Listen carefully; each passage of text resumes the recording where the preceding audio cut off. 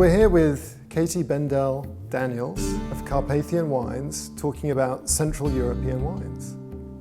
Katy, what is it that fuels your enthusiasm, your passion for these wines? Well, it's kind of a combination of culture, the love of history, and a trip that I took there 8 years ago, and the wines are fabulous. So we went there, we had some incredible experiences. We actually picked up a car in Vienna. We drove down to Slovenia, drove the whole length of Slovenia, down through the Istrian Peninsula where some fabulous wines are made, and all the way down to the southern tip of Croatia. But along the way, we came across castles. We started talking to the groundskeeper that's there, and we get a tour through the castle. And the next thing we know, they have a wine cellar, and we end up downstairs in their wine cellar drinking wine with them out of the cask. We left with some new wines, and their varietals were different.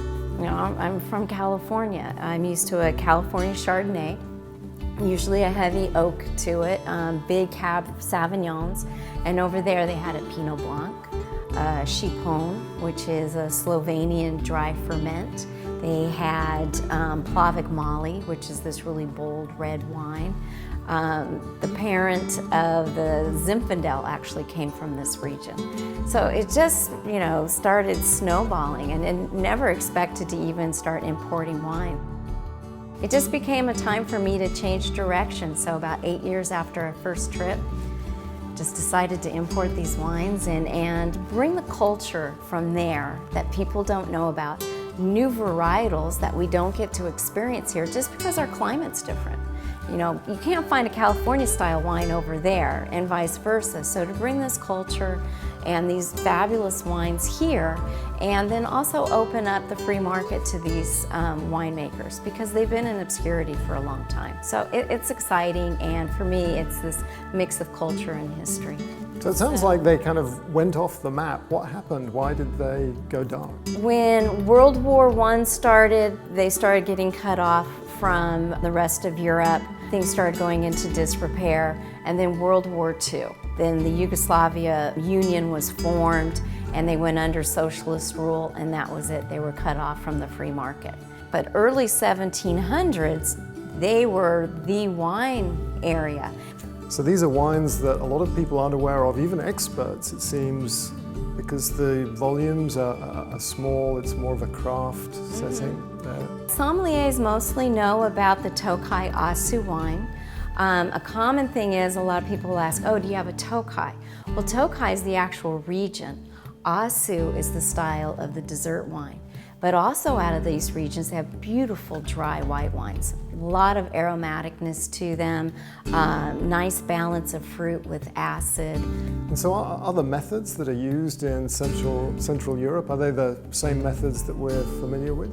Every winemaker has their style. They do a little something different with the fundamentals, but the fundamentals are the same. But this region is influenced by the Greeks. For example, actually I'll grab this bottle right here. This is the shape of an amphora. They use all modern technology. They have state-of-the-art winery. They ferment in new French oak for 18 months.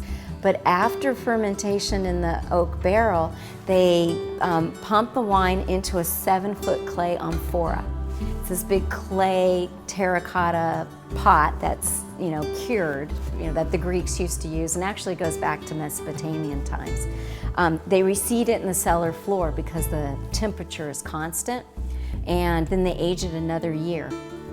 So you get some minerality to it. This one, when you pour it, there's a nice copper tint to it. But you get nutmeg, and you get the cinnamon from the French oak. The old world oaks have that kind of flavor it adds. But then the tannins, even though it's a white wine, because there's some maceration, some fermentation with the skin on, it's just a beautiful, soft wine, but it has a lot of minerality to it from the terracotta.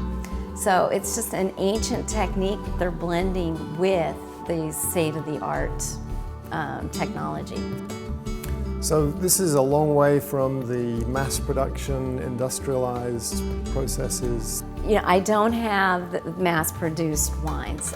For example, one of the winemakers in Tokaj, Hungary, They make this sweet, sweet wine that has high acid, and they only made 62 cases of it.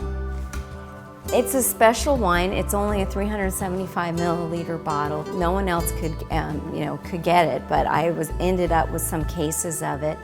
It's just absolutely beautiful. But a large distributor wouldn't touch it because it's just not worth their time and effort. But these wines are special, so I'm not in it to bring in the cheapest wine and get the largest margin. It's about introducing these really special wines. So yeah, they're limited production. Some of them 62 cases, some 100 cases, 150 cases. Katy, what would you say your goals are for this enterprise? What are you trying to achieve? To bring the culture from the old world and bring new varietals to American drinkers.